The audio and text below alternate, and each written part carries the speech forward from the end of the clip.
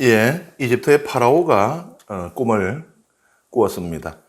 전 시간에 잠깐 언급했지만 고대 이집트에서는 꿈이 신들의 계시를 받는 통로로 여겨졌습니다. 특히 파라오와 같은 중요한 인물들이 꾸는 꿈은 그 나라의 운명과 관계된 그런 중요한 꿈일 수가 있었죠. 그래서 꿈에 대한 학문이 발전했는데요. 해몽의 원리와 예를 기록한 책, 아까 그 파피루스 보셨죠? 그러한 것이 있습니다. 예를 들면, 꿈에 술잔이 등장한다. 이러면 이제 명성을 얻거나 또 후손을 보는 것을 상징하고요.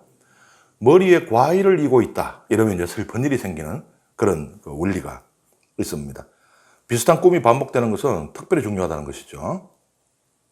그런데 파라오가 아주 독특한 꿈을 두 개나 꾸는데, 이집트에 있던 어떤 현인들, 요술사들도 그 꿈을 해석하지 못합니다. 이들은 일종의 사제라고 볼 수 있어요. 그 꿈에 대한 연구를 하던 사람들입니다. 생명의 집이라는 집이 있었어요. 그 집이 꿈 해석 연구하는 집입니다. 거기에 이제 모여서 하고 있는데 그들이 이 꿈을 해석하지 못합니다. 그러니까 복귀된 헌작 시종이 그동안 잊고 있을 때 이제 요셉을 떠올리게 됩니다.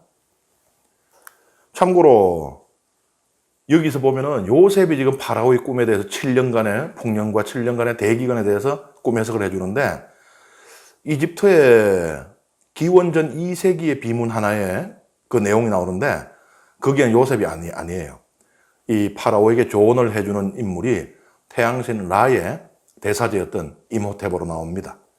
그러니까 이런 일이 있었던 이야기거든요. 그 이름이 요셉이 아니라 이모테비여서 그렇지 그런 일이 있었다는 이야기예요. 그리고 요셉의 이름이 사라진 것은 충분히 우리가 그 이유를 짐작할 수 있죠. 이집트인들이 전시하던 히브리인이 이집트의 운명에 대한 예언을 해서 이집트를 구원했다. 이 자존심 상할 수 있죠, 사실은. 그리고 나중에 보면은 지금이야 요셉이 이제 총리 자리까지 오르고 이집트에서 모든 명망과 권력과 부를 가지게 됩니다만은 나중에 보면은 히브리인들은 그냥 노예가 되잖아요. 그래서 하나님께서 그들을 해방시켜 주셔야 할 정도로 이렇게 비참한 처지에 떨어지게 되잖아요. 그런 노예가 이집트를 살렸다. 이거 자존심 상할 수 있겠죠. 우리는 종종 역사를 공부하다 보면요. 어떤 의도에 의해서 역사가 훼손되거나 왜곡되는 경우를 많이 보게 됩니다. 파라오 앞에 나서기 전에 요셉은 수염을 깎고 옷을 갈아입었다 이렇게 돼 있어요. 요게 이제 이집트인하고 히브리인 혹은 그 메소포타미아인을 가나안인을 구분해주는 하나의 기준이 됩니다. 여기 보면은 메소포타미아의 인들을 이렇게 그 부조로 새겨 놓았거든요. 이번 수염 보세요. 어마어마하죠? 근데 이집트인들은요, 맨질맨질하죠. 면도를 잘했어요. 수염이 없습니다. 이집트에서는 파라오만이 수염을 기를 수가 있었어요. 수염은 명예의 상징이었거든요. 그러니 감히 일반 백성들이 파라오와 같은 명예를 누릴 수 없다 해서 수염을 기르지 못했습니다. 그러니 이제 요셉이 수염을 깎았다는 얘기는 뭐예요? 더 이상 가나안 출신의 히브리인 노예가 아니고 이제 이집트인으로 받아들여졌다는 그런 말이 됩니다. 이 꿈에 등장하는 무대가 이제 나일강이죠. 나일 강가에 있는데 거기에 이제 살진 암소 7마리, 그 다음에 야윈 암소 7마리, 그 다음에 또 이렇게 아주 잘 익은 이삭 7개, 그리고 바싹 마른 이삭 7개 이렇게 등장을 하게 되는데요. 이 나일강이 왜 꿈의 배경이 되는가? 나일강이 꿈에 등장한다는 얘기는 이제 먹거리하고 관계가 됩니다. 나일강은 아프리카 탕가니아 호수에서 발원합니다. 지중해까지 가요. 아프리카에서부터 해서 지중해까지, 여기가 지중해거든요. 관통하는 세계에서 가장 긴 강입니다. 6,650km에 달하는 거리를 관통하고 있습니다. 이 긴 거리를 이동하니까 어떻게 돼요?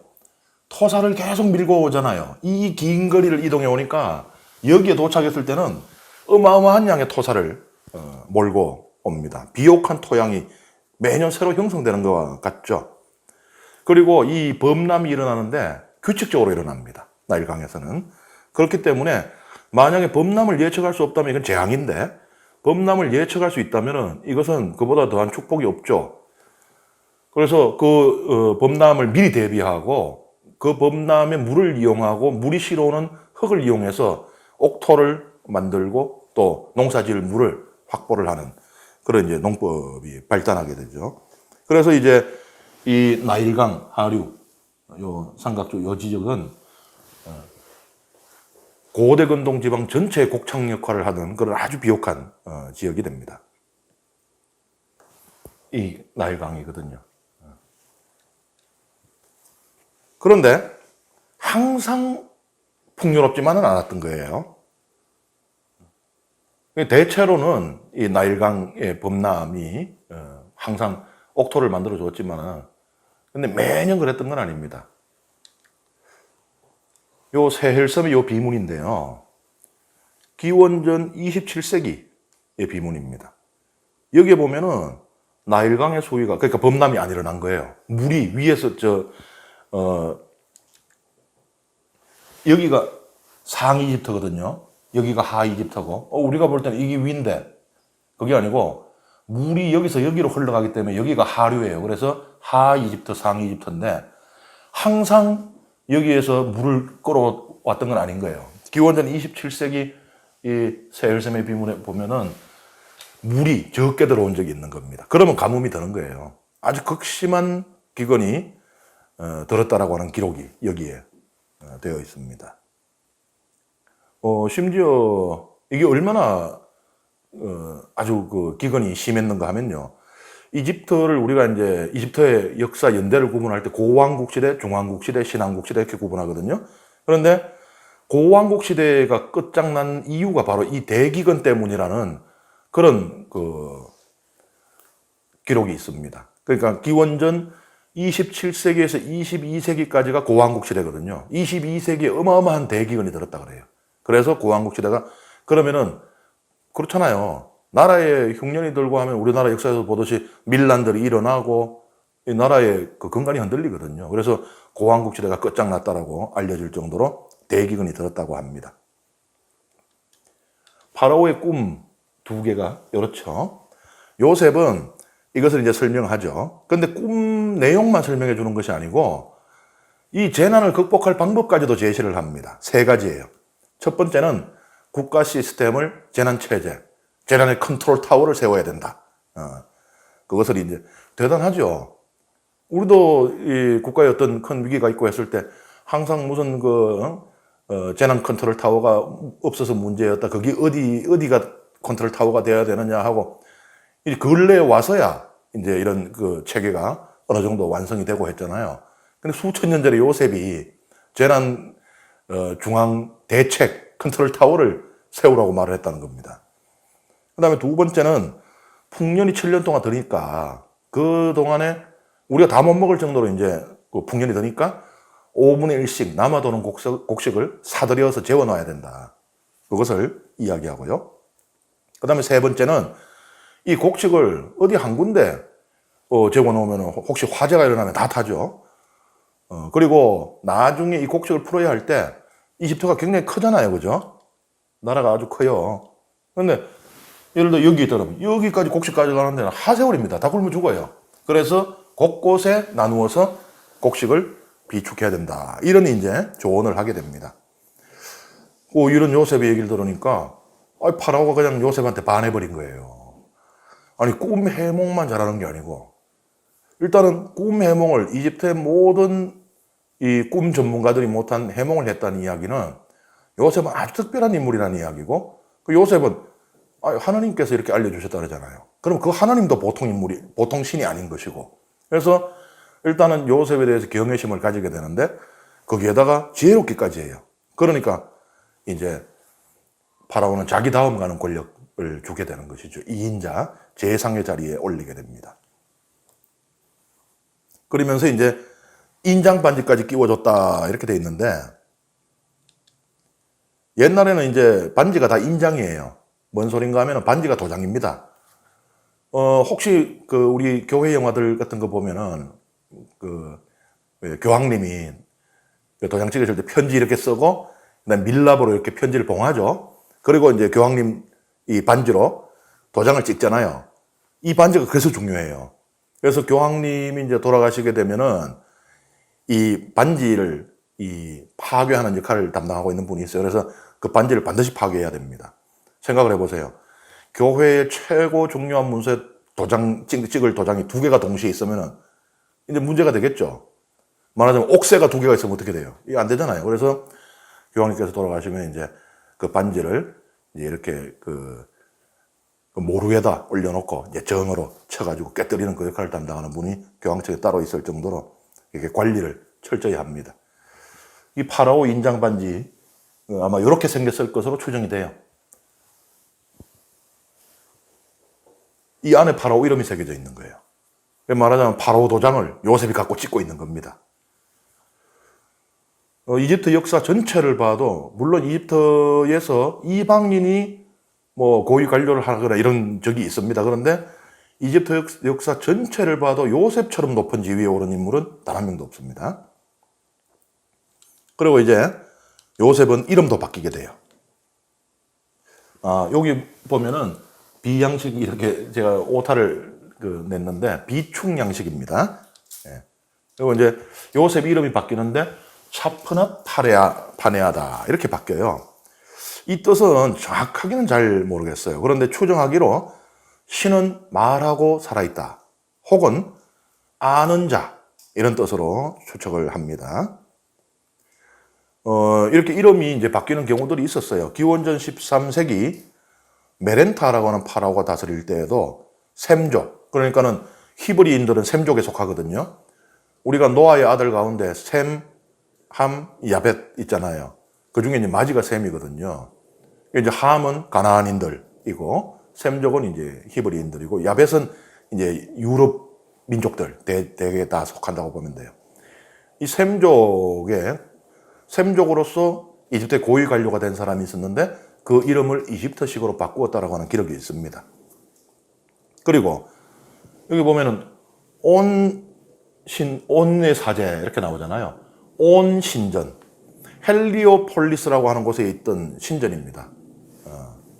헬리오폴리스라고 그러면은 헬리오폴리스 태양의 도시라는 뜻이에요. 그러니까 이집트에서 아주 중요한 곳이죠. 이집트 최고 신이 태양신이잖아요. 라. 거기에 있던 신전, 온 신전, 그곳의 사제 포티페라, 태양신 라가 주신 이다 이런 뜻이에요. 그러니까 태양신 라를 섬기는 사제였겠죠. 그 딸 이름 아스낫인데 요건 또 낫이라고 하는 여신이 있어요. 난 여신에게 속한 여자다 이런 뜻이에요. 그러니까는 사제 가문이다 보니까 이름들이 전부 다 이렇게 신들과 연관을 갖게 됩니다. 이 가문이 이집트에서 두 번째로 강한 힘을 가진 사제 가문이었어요. 이집트에서 사제들은 굉장히 중요한 지위를 가지고 있었거든요.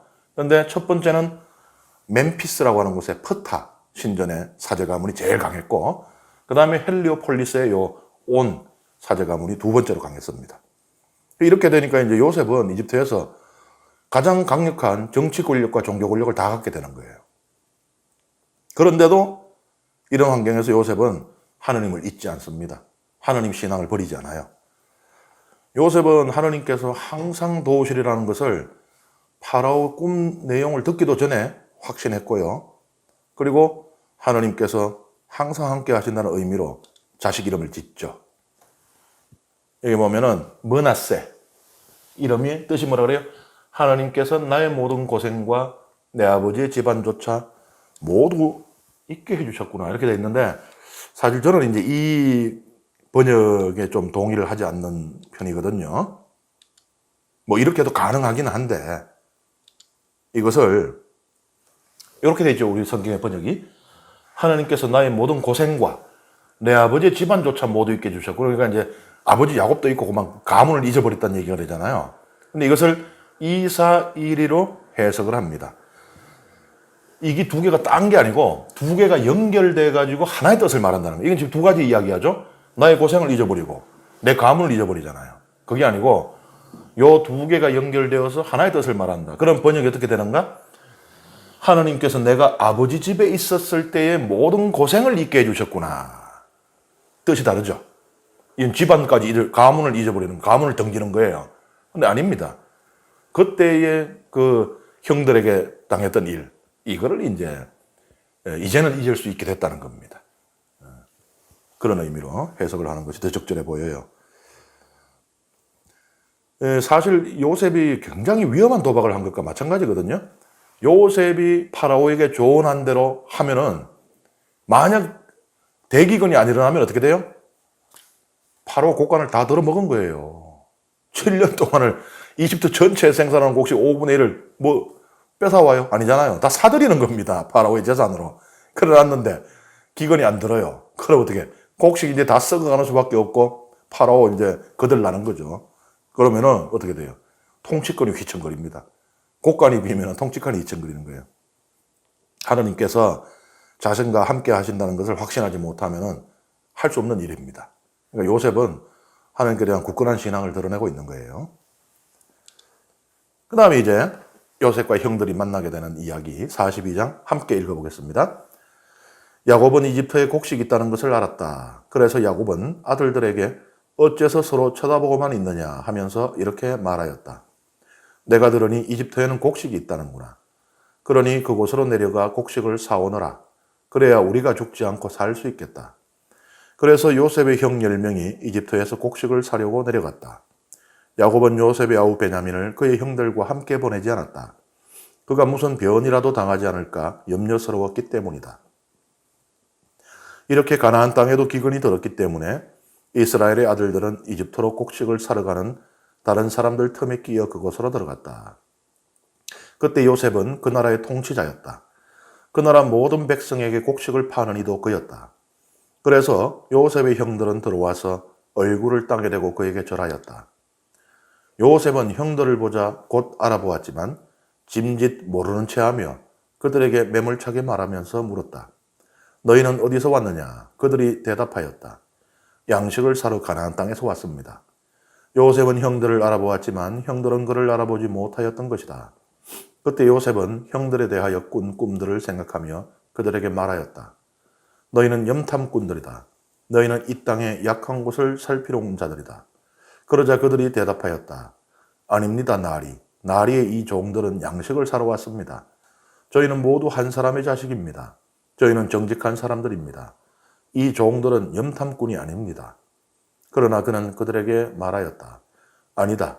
너희는 이 땅의 약한 곳을 살피러 온 자들이다. 그들이 대답하였다. 나리의 이 종들은 본디 12형제입니다. 저희는 가나안 땅에 사는 어떤 한 사람의 아들들입니다. 막내는 지금 저희 아버지와 함께 있고 다른 한 아우는 없어졌습니다. 그러나 요셉은 그들에게 말하였다. 내가 너희에게 말한 그대로다. 너희는 염탐꾼들이다. 너희를 이렇게 시험해 봐야겠다. 너희 막내 아우가 이리로 오지 않으면 내가 파라오의 생명을 걸고 말하건대 너희는 결코 이곳을 떠날 수 없다. 너희 가운데 한 사람을 보내어 아우를 데려오너라. 그동안 너희는 옥에 갇혀 있어라. 너희 말이 참말인지 시험해 봐야겠다. 그렇지 않을 때에는 내가 파라오의 생명을 걸고 말하건대 너희는 정령 염탐꾼들이다. 그러고 나서 그들을 사흘 동안 감옥에 가두었다. 사흘째 되던 날 요셉이 그들에게 말하였다. 너희가 살려거든 이렇게 하여라. 나도 하나님을 경외하는 사람이다. 너희가 정직한 사람들이라면 너희 형제들 가운데 한 사람만 감옥에 남아있고 나머지는 굶고 있는 너희 집 식구들을 위하여 곡식을 가져가거라. 그리고 너희 막내 아우를 나에게 데려오너라. 그러면 너희 말이 참되다는 것이 밝혀지고 너희는 죽음을 면할 것이다. 그들은 그렇게 하기로 하였다. 그들이 서로 말하였다. 그래, 우리가 아우의 일로 죗값을 받는 것이 틀림없어. 그 애가 우리에게 살려달라고 애원할 때 우리는 그 고통을 보면서도 들어주지 않았지. 그래서 이제 이런 괴로움이 우리에게 닥친 거야.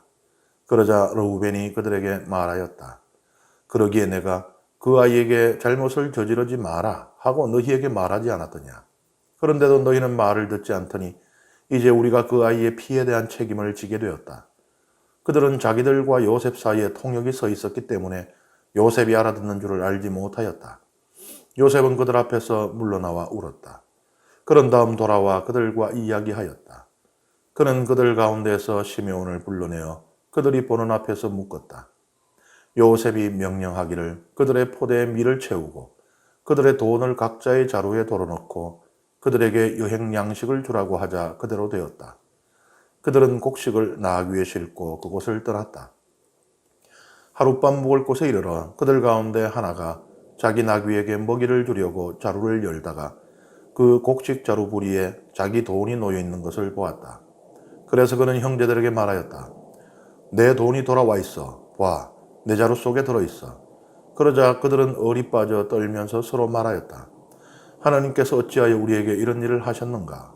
그들은 가나안 땅으로 아버지 야곱에게 돌아와 그동안 겪은 모든 일을 그에게 말씀드렸다.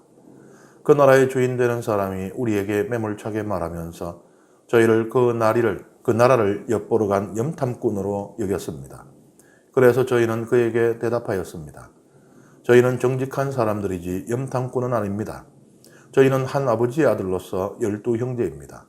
하나는 없어졌고 막내는 지금 가나안 땅에 저희 아버지와 함께 있습니다. 그랬더니 그 나라의 주인 되는 사람이 저희에게 말하였습니다. 너희가 정직한 사람들인지 이렇게 알아봐야겠다. 너희 형제들 가운데 하나를 여기에 나와 함께 남겨두어라.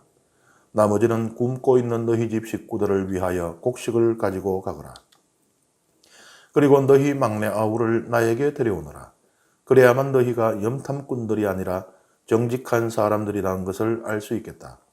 그제야 내가 너희 형제를 풀어주고 너희는 이 땅을 두루 돌아다닐 수 있게 될 것이다. 그런 다음 그들이 자루를 비우는데 각자의 자루에 제 돈주머니가 들어있는 것이었다. 그들과 그들의 아버지는 그 돈주머니를 보고 두려움에 사로잡혔다. 아버지 야곱이 그들에게 말하였다. 너희가 내게서 자식들을 빼앗아 가는구나. 요셉이 없어졌고 시므온도 없어졌는데 이제 베냐민마저 데려가려 하는구나. 이 모든 것이 나에게 들이닥치다니. 그러자 르우벤이 아버지에게 말하였다. 제가 만일 베냐민을 아버지께 데려오지 않으면 제 두 아들을 죽이셔도 좋습니다. 그 아이를 제 손에 맡겨주십시오. 제가 아버지께 그 아이를 다시 데려오겠습니다. 그러나 야곱은 말하였다. 내 아들은 너희와 함께 내려갈 수 없다. 그의 형은 죽고 그 아이만 홀로 남았는데 그 아이가 너희와 함께 가다가 무슨 변이라도 당하게 되면 너희는 이렇게 백발이 성성한 나를 슬퍼하며 저승으로 내려가게 하고야 말 것이다.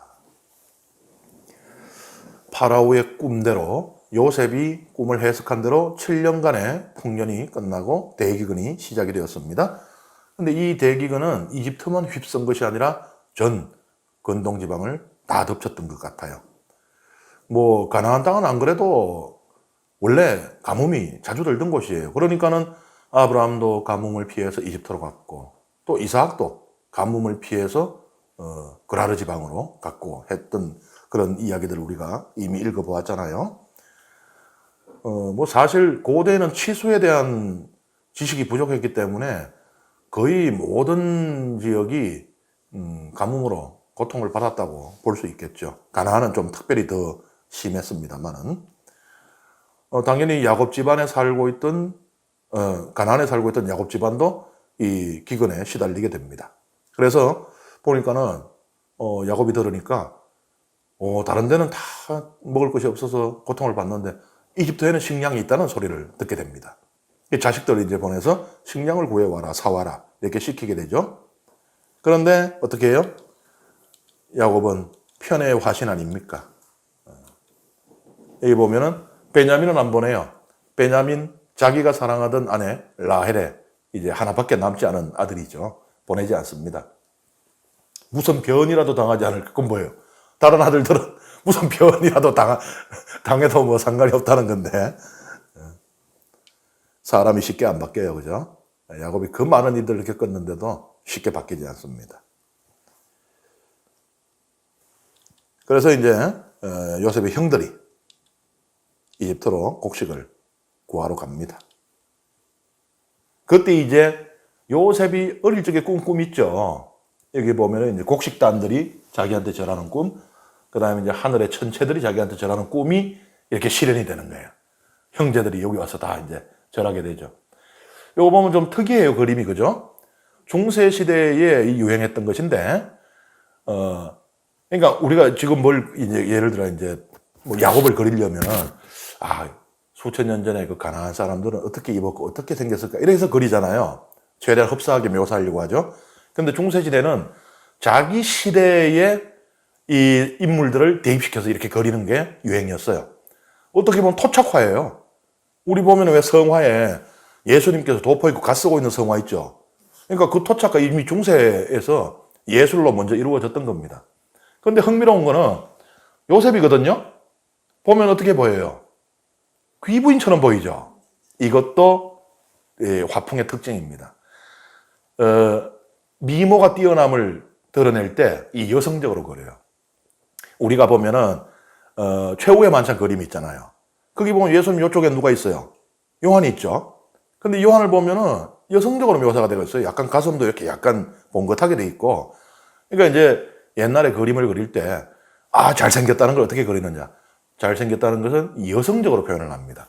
여기 보면 귀부인이죠. 옷 입은 것도 보면 이 남자 옷 아닌 것 같잖아요. 그죠? 모자 쓴 것도 봐요. 아주 그냥 멋쟁이야. 딱 옆으로 이렇게 귀부인이죠. 요셉을 이제 이게 요셉은 그 미모가 뛰어났다는 것을 이렇게 표현하는 거예요. 이런 것을 이해하지 못하면 여기 여자다. 그러니까 최후의 만찬에 있는 요한을 보고 저거는 마리아 막달레나다. 예수님의 사랑을 받던 이제 그런 엉뚱한 해석을 하게 되는 거예요. 어쨌든 중세의 그 교회 미술의 이 토착화 모습을 이렇게 볼 수가 있습니다. 꿈이 이루어지는 거죠. 6절에 보면은 통치자이자 곡식을 나누어 주는 자로 묘사되죠. 그러니까 이제 형들이 절하는 게 이제 이 해와 달과 별들이 절하는 그 꿈이 실현되는 것이고, 그 다음에 곡식을 나눠주는 자는 이제 곡식단의 꿈이 실현되는 것을 보여주는 것으로 볼 수 있습니다. 요셉이 형들을 자꾸 염탐꾼으로 몰잖아요. 고대에도 염탐꾼들이 있었습니다. 스파이, 타국의 정보를 캐내는, 그래서 이제 자국을 이롭게 하는. 그러니까 그 첩보전은 그 기원이 굉장히 오래됩니다. 우리나라에도 있죠. 호동 왕자와 낙랑공주. 그런 것처럼. 대부분의 이방인들은 쉽게 구분이 돼요. 이집트에서는. 아까 제가 말씀드렸잖아요. 뭐 때문에 대부분 구분된다고요? 바로 이것 때문이죠. 이게 이제 히브리 상인들이 이집트에 이제 그 장사하러 가는 그림인데, 누가 히브리인이고 누가 이집트인이겠어요? 맞춰보세요. 수염 있는 사람 히브리인이고 없는 사람 이집트인입니다. 이게 대부분 구분되는 거예요. 그러니까 다른 나라에서 들어온 사람이네. 그리고 고대에는 첩자들이 제일 위장하기 좋은 게 상인들이었어요. 장사하러 온다는 거. 우리도 보면 그렇잖아요. 옛날 사극 같은 거 보면은 남의 나라에 가서 뭐 정복 해고할 때 거의 다 상인으로 위장을 해서 가게 되죠. 그러니까 이제 형들은 무슨 이 말도 안 되는 턱도 없는 소리냐가 아니고 이거 잘못하면 큰일 날 수도 있겠다는 생각이 들었겠죠. 그러니까 이제 뭐라 그래요. 참 자기들 입으로 나쁘끄러운 소리인데 이거. 그죠? 저희는 정직한 사람들입니다. 자기 입으로 자기가 정직하다고 말하는 것은 사실 신뢰하기 어렵고 좀 나쁘끄러운 소리인데 정직한 사람들입니다. 이게 우리말로 번역된 것이 이렇게 돼 있지만은 히브리어로 읽으면요. 접속사가 하나도 없어요. 뭔 소리예요? 숨도 안 쉬고 다다다다다다 이야기했다. 그러니까 얼마나 이거 잘못하면 큰일 나겠다. 우리 스파이로 몰려가 큰일 나겠다 싶어요. 얼마나 똥줄이 탔으면 숨도 안 쉬고 그게 아니고 그래 다다다다다 얘기했다는. 그 히브리어 보면 그게 이제 그대로 드러나요. 이제 양식을 구하러 온 그냥 선량한 정직한 한 식구입니다, 우리. 그러니까는 이제 그런데도 이제 요셉이 안 믿는 척하니까 이제 막 우리는 뭐 자기 가족 호구조사까지 다 해줘요. 얼마나 급하면은. 그런데 좀 전에 뭐라 그랬어요? 저희는 정직한 사람들입니다 그랬잖아요. 바로 거짓말 하네? 여기 보세요. 다른 한 아우는 없어졌습니다. 저들이 팔아넘겨놓고. 그러니까 봐요. 제가 그랬잖아요. 자기 입으로 자기가 정직하다 하는 사람은 믿을 바가 못 된다. 바로 뒤에 거짓말을 하는데요. 아마 요셉의 신뢰를 얻어야 되는데 사실은 한 아우는 우리가 팔아넘겼습니다. 이렇게 할 수는 없잖아요. 아마 그런 이유가 있었겠죠. 항상 거짓말을 하는 데는 다 이유가 있어요. 이렇게 해서 이제 형들은 또 잘못을 고백하고 죄를 뉘우칠 기회를 또 한 번 놓치는 거죠. 근데 이제 요셉은 분하겠죠. 이 형들 봐라. 날 그렇게 팔아넘겨놓고는 뭐 그냥 없어졌다고? 내가 무슨 뭐 바람에 날리는 무슨 뭐 민들레 홀씨야 그냥 없어지게? 화가 났겠죠. 그런데 아까 뭐라 그랬어요? 머나세를 낳고 이름을 지었을 때 이미 그 아픈 상처, 그 기억을 잊기로 했노라 했잖아요. 그러니까 요셉은 이전의 요셉이 아닌 겁니다. 그러니까 이제 한 번 더 기회를 또 줘요. 이제 시메온을 인질로 붙잡아 놔요. 그리고 형들을 보내서 이제 동생 베냐민을 데리고 와라. 이제 형들은 선택해야 되죠. 또다시 한번 형제를 버릴 것인가, 시메온. 아니면 위험을 무릅쓰고라도 형제를 구하기 위해서 다시 돌아올 것인가. 이 형들에 대한 시험이고 형들에게 주는 마지막 기회입니다, 이것은. 이제 형들은 어떤 선택을 할 것인가. 형들이 변하기 시작해요. 그런데 여기 보면 21절하고 22절인데 형제들 사이에 차이가 보여지고 있어요. 형제들이 우리가 요셉이 그 살려달라고 하는데 그 말을 끝까지 안 들어줬지 이러고 있는데 르우벤은 뭐라 그래요? 앞에서 르우벤이 한 말은 이게 아니에요. 목숨만은 해치지 말자. 그러니까는 뭐 노예로 팔아버리든 어쨌든 그거는 뭐 상관이 없는 것이고 목숨만은 해치지 말자고 했는데 그 아이에게 잘못을 저지르지 말자라고 말하지 않았나요? 또 거짓말해요. 기억을 왜곡시키는 거죠. 그러니까 이 말대로라면은 노예로 팔지 말자고 내가 그러지 않냐 이렇게 해석될 수도 있는 것이거든요. 근데 안 그랬잖아요, 르우벤은. 지금 하는 말이 르우벤한테 훨씬 유리하죠. 그리고 동생들을 탓하고 있어요.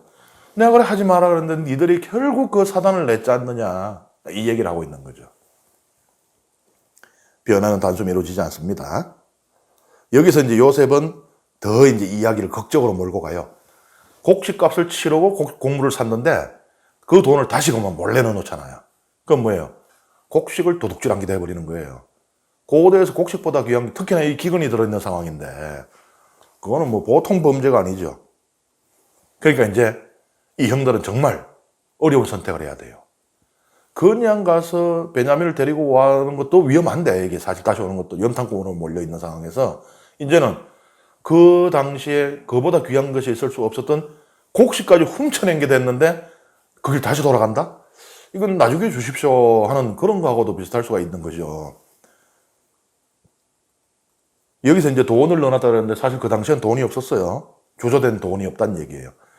기원전 6세기까지 조조된 돈이 없습니다. 그러면 뭐가 돈 대신 역할을 했느냐? 귀금속, 보석, 향신료, 향 등입니다. 그래서 이때의 이제 돈의 단위가 뭐예요? 탈렌트 이런 거예요.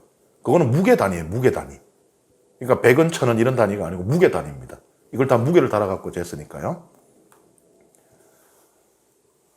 그리고 이제 각 나라마다 이것을 이제 화폐라고 본다면 귀금속이나 향료나 뭐 향이나 이런 것들을 각 나라마다 가장 그 가치가 높은 게 조금씩 달랐는데 이집트에서는 은이 제일 비싼 말하자면 화폐였어요. 왜냐하면 이집트에는 은광이 없었거든요. 그러니까 은이 귀하니까 원래 귀한 게 비싼 거예요, 그죠? 다이아몬드 그래서 비싸잖아요. 형들은 포대에 돈이 들어있는 걸 이미 알았거든요. 그런데 마치 야곱 앞에서 이거 열 때 처음 본 것처럼 하여튼 연기 잘해요. 이것도 또 이럴 수밖에 없어요. 제가 그랬죠. 거짓말에는 항상 이유가 있다니까요. 그리고 그 이유는 다 그럴싸합니다. 그래서 사실 이 거짓말은 하면 안 된다, 나쁘다라고 하지만 저도 해요, 하고. 그리고 누가 거짓말 했다고 할 때 그걸 크게 좀 탓하거나 하기도 어려운 게 그 거짓말을 하게 만든 상황이 또 이해가 안 되는 게 아니거든요. 그런 경우들이 많아요. 여기 봐요. 지금 베냐민을 데리고 가야 되는데 우리가 이 사고까지 치고 왔습니다 할 수는 없잖아요. 그러니까 또 거짓말을 해야 돼요. 왜 이런 게 있지? 이래야 되거든요. 그러면서 이제 이야기를 하잖아요. 우리의 탓은 하나도 없다. 이집트에 그 이상한 사람이 하나 있어가지고 그 사람 때문에 다 이 사단이 벌어졌다. 우리는 흠잡힐 일을 한 적이 없다. 이렇게 말하죠. 근데 형제들은 이렇게 이제 노력을 하는데 어떻게 해요? 베냐민이 아니고 야곱은 참 진짜 솔직히 이 열 아들들이 요셉의 열 형들이 좀 불쌍합니다. 이 지경인데 뭐라 그래요? 시meon은 지금 포로로 잡혀 있는 인질로 잡혀 있는데 내 아들은 너희와 함께 됐구먼. 나머지는 뭐예요? 베냐민이 내 아들이고 이제 나머지는 뭐예요? 이 뒤에도 보면은 시메온하고 같이 언급할 때도 시메온은 그냥 시메온이고 내 아들이에요. 베냐민은 참 진짜 너무해요. 어떻게 이렇게 비뚤어진 그런 자식 사랑을 할 수 있는지. 이 시메온을 이미 죽은 사람 취급하고 있습니다. 안 가면 죽거든요. 근데 안 보낸다는 거예요. 시메온을 구하기 위해서 야곱을 베냐민을 아들로 그 아들을 희생시킬 마음이 없어요. 그러니까 뭐예요? 야곱은 말하였다. 아직 이스라엘로 거듭나지 못했습니다. 자식들이 불쌍해요. 아버지는 항상 다른 곳만 바라보고 있는데 그 아버지의 사랑과 인정을 받으려고 노력하는 그 열 형제들이 불쌍합니다. 그런데 결국에 이집트를 가지 않을 수가 없게 돼요. 43장을 함께 읽어보겠습니다. 그 땅에 기근이 심하였다. 그래서 그들이 이집트에서 가져온 곡식을 다 먹어갈 때 아버지가 그들에게 말하였다. 다시 가서 양식을 좀 사오너라. 그러자 유다가 그에게 말하였다. 그 사람이 저희에게 엄중히 경고하면서 너희 아우와 함께 오지 않으면 너희는 내 얼굴을 볼 수 없다고 하였습니다. 아버지께서 아우를 저희와 함께 보내시면 내려가서 아버지께 양식을 사다 드리겠습니다. 그러나 그 아이를 보내시지 않으면 저희는 내려가지 못합니다. 너희 아우와 함께 오지 않으면 너희는 내 얼굴을 볼 수 없다고 그 사람이 말하였기 때문입니다. 그래서 이스라엘이 너희는 어찌하여 아우가 또 있다는 소리를 해서 나를 괴롭히느냐 하고 말하자 그들이 대답하였다. 그 사람이 저희와 우리 가족에 대해 낱낱이 캐물으면서 아버지께서 살아계시느냐, 너희에게 다른 형제가 또 있느냐 하기에 저희는 묻는 대로 대답했을 뿐입니다. 저희에게 아우를 데려오라고 할 줄이야 어찌 알겠습니까? 유다가 아버지 이스라엘에게 말하였다. 그 아이를 저와 함께 보내주십시오. 그러면 저희가 일어나 떠나가겠습니다. 그래야 저희도 아버지도 그리고 저희의 어린 것들도 죽지 않고 살 수 있지 않겠습니까? 제가 그 아이를 맡겠습니다. 그 아이에 대해서 저에게 책임을 물으십시오. 제가 만일 그 아이를 아버지께 도로 데려와 아버지 앞에 세우지 않는다면 제가 아버지께 대한 그 죄를 평생 동안 짊어지겠습니다. 저희가 이렇게 머뭇거리지 않았더라면 지금쯤 벌써 2번은 다녀왔을 것입니다. 그러자 아버지 이스라엘이 그들에게 말하였다. 정 그렇다면 이렇게 하여라. 이 땅의 가장 좋은 토산물을 너희 포대에 담아 그 사람에게 선물로 가지고 내려가거라. 약간의 유향과 꿀, 향고무와 바닐향, 향고와 편도를 가져가거라. 돈도 2배로 가져가거라. 너희 곡식자루 무리에 담겨 돌아왔던 돈도 도로 가져가거라. 그것은 아마도 무슨 착오였을 것이다. 너희 아우를 데리고 일어나 그 사람에게 다시 가거라. 너희가 그 사람 앞에 섰을 때 전능하신 하나님께서 너희를 가엾이 여기시어 그 사람이 너희의 다른 형제와 베냐민을 보내주기를 바란다. 자식을 잃어야 한다면 나로서는 이럴 수밖에 없지 않겠느냐. 그리하여 이 사람들은 선물을 마련하고 돈도 갑절로 준비하여 베냐민을 데리고 길을 떠나 이집트로 내려가 요셉 앞에 섰다. 요셉은 그들과 함께 베냐민이 있는 것을 보고 자기 집 관리인에게 일렀다. 이 사람들을 집으로 데려가거라. 짐승을 잡고 상을 차려라. 이 사람들은 나와 함께 점심을 먹을 것이다. 관리인은 요셉이 말한 대로 해놓고 그 사람들을 요셉의 집으로 데려갔다. 그 사람들은 자기들을 요셉의 집으로 데려가는 것을 보고 두려워하며 서로 말하였다. 지난번 우리 곡식자루에 담겨 돌아왔던 그 돈 때문에 우리를 데려가는 거야. 우리에게 달려들어 우리를 덮치고 나귀와 함께 우리를 종으로 삼으려는 거야. 그래서 그들은 요셉의 집 관리인에게 다가가 그 집 문간에서 그에게 말을 걸며 물었다. 나으리, 저희는 지난번에도 양식을 사러 내려왔습니다. 그런데 하룻밤 묵을 곳에 이르러 곡식자루를 열어보니 각자의 곡식자루 부리에 저희 돈이 고스란히 들어있었습니다. 그래서 그것을 이렇게 도로 가져왔습니다. 저희는 또 양식을 살 돈도 따로 가져왔습니다. 누가 곡식자루 속에 그 돈을 넣었는지 저희는 모릅니다. 그러자 관리는 말하였다. 안심하십시오. 두려워하지 마십시오. 여러분의 하나님, 여러분의 아버지의 하나님께서 그 곡식자루에 보물을 넣어주신 것입니다. 나는 여러분의 돈을 이미 받았습니다. 그러고서는 시메온을 그들에게 데려왔다. 관리는 그 사람들을 요셉의 집으로 데려가서 발 씻을 물을 주고 그들의 나귀들에게도 먹이를 주었다. 그들은 그곳에서 식사한다는 말을 듣고 정오에 올 요셉을 기다리며 선물을 정돈하였다. 요셉이 집에 들어오자 그들은 그 집으로 가져온 선물을 요셉 앞에 내놓고 땅에 엎드려 절하였다. 요셉은 그들에게 인사하고 물었다. 전에 너희가 말한 늙은 아버지는 잘 계시느냐? 아직도 살아 계시느냐? 그들은 나리의 종인 저희 아버지는 잘 있습니다. 지금도 살아 있습니다. 하고 대답하면서 무릎을 꿇고 절하였다.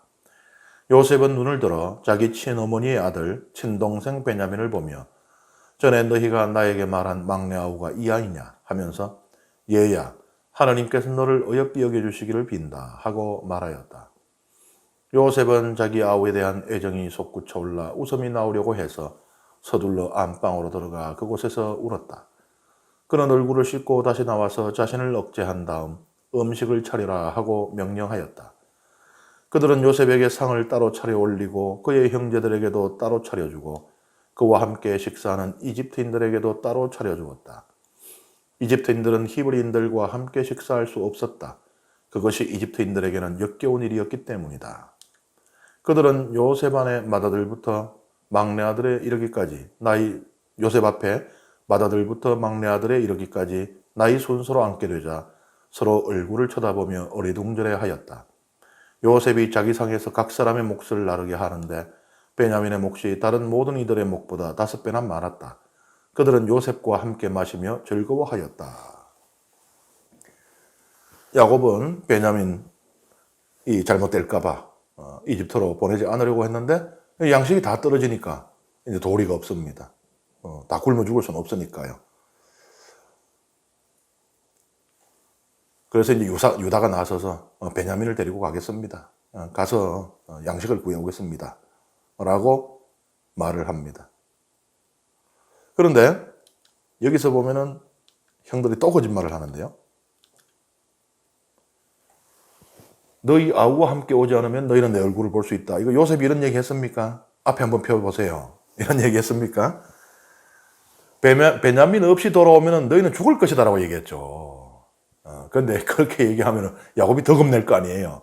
그러니까 또 살짝 거짓말. 그 다음에 여기 보면은 이것도 거짓말이죠. 요셉이 호조산 했잖아요. 자기들 입으로 졸졸졸졸 우리 형제가 어떻게 뭐 잃어버렸고 얘기했잖아요. 이것도 거짓말. 근데 이것도 또 야곱이 더 화낼 수 있으니까 이렇게 이제 거짓말을 하고요. 그러니까 이제 유다도 뭐 상황을 알죠. 집안 3대가 다 굶어 죽을 판인데.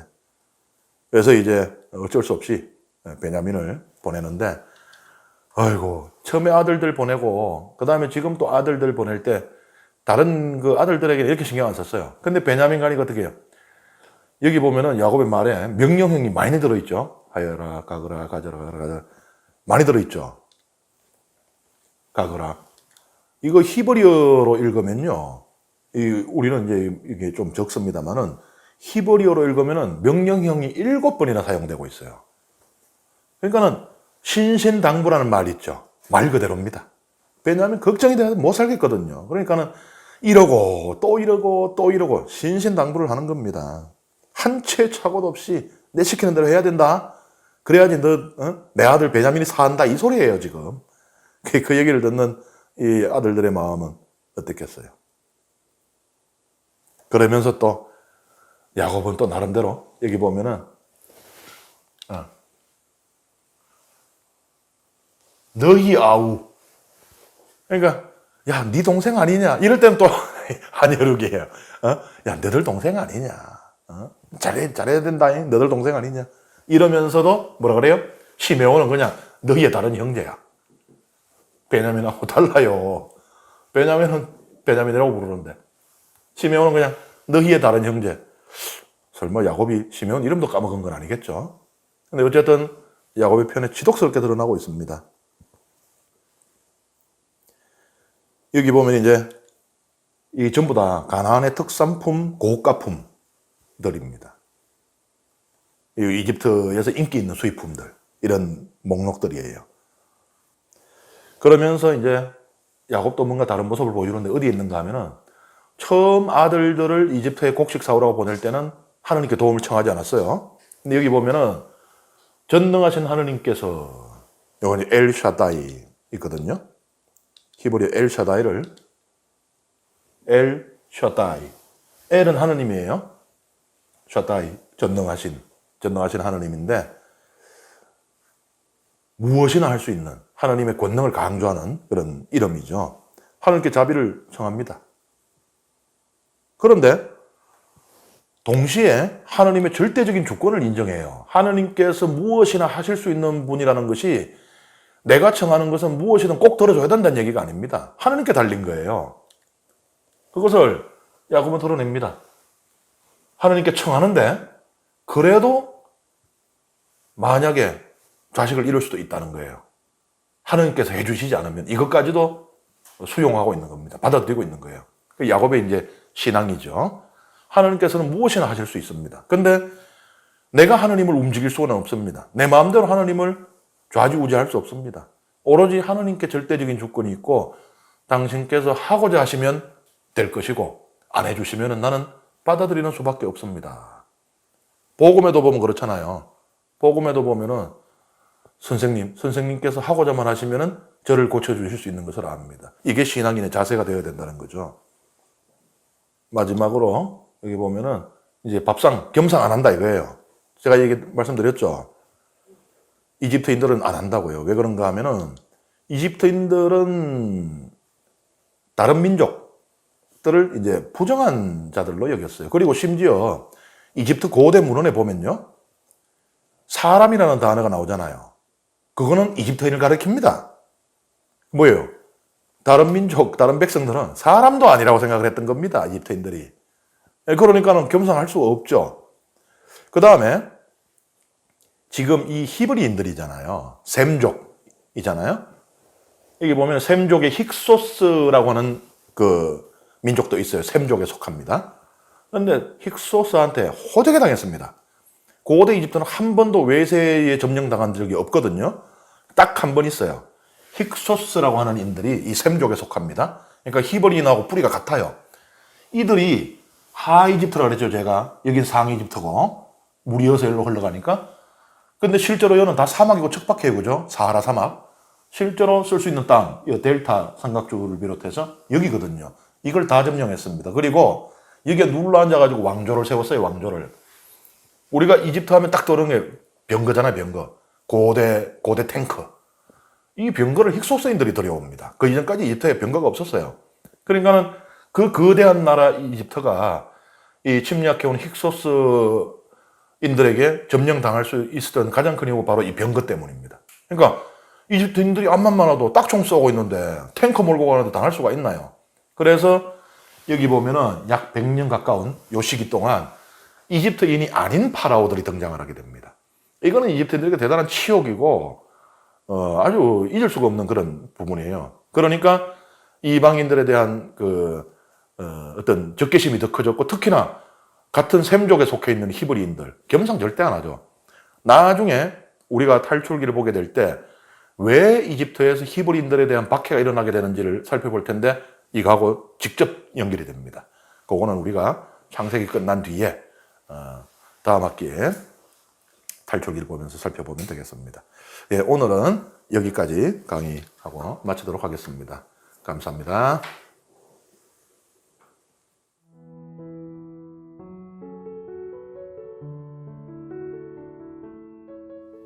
성부와 성자와 성령의 이름으로 아멘. 영광이 성부와 성자와 성령께 처음과 같이 이제와 항상 영원히. 아멘. 성부와 성자와 성령의 이름으로. 아멘.